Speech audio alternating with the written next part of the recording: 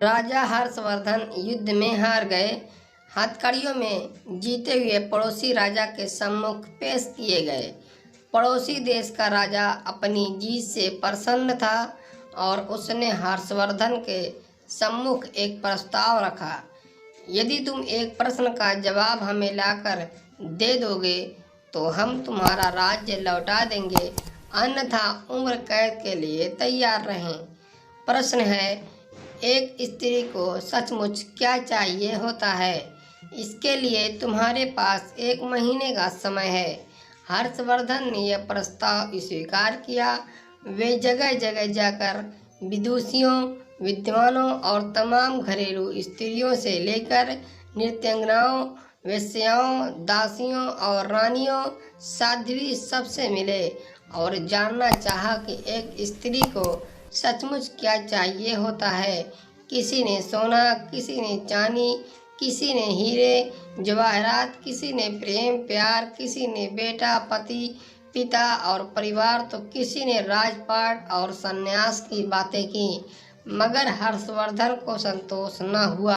महीना बीतने को आया और हर्षवर्धन को कोई संतोषजनक जवाब नहीं मिला।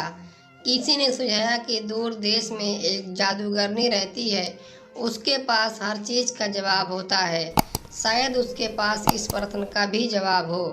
हर्षवर्धन अपने मित्र सिद्धराज के साथ जादूगरनी के पास गए और अपना प्रश्न दोहराया। जादूगरनी ने हर्षवर्धन के मित्र की ओर देखते हुए कहा, मैं आपको सही उत्तर बताऊंगी, परंतु इसके एवज में आपके मित्र को मुझसे शादी करनी होगी। जादूगरनी बुढ़िया तो थी ही, बेहद बदसूरत थी। उसके बदबूदार पोपले मुंह से एक सड़ा दांत झलका।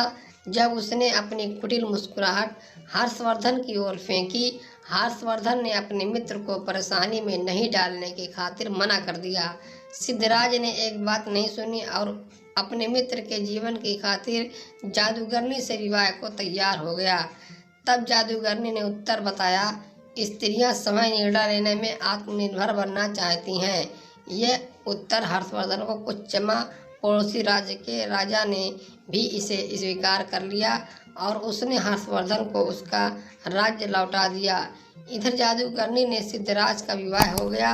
जादूगरनी ने मधुरात्रि को अपने पति से कहा, चूँकि तुम्हारा हृदय पवित्र है और अपने मित्र के लिए तुमने कुर्बानी दी है, अतः मैं 24 घंटों में 12 घंटे तो रूपसी के रूप में रहूंगी और बाकी के 12 घंटे अपने सही रूप में।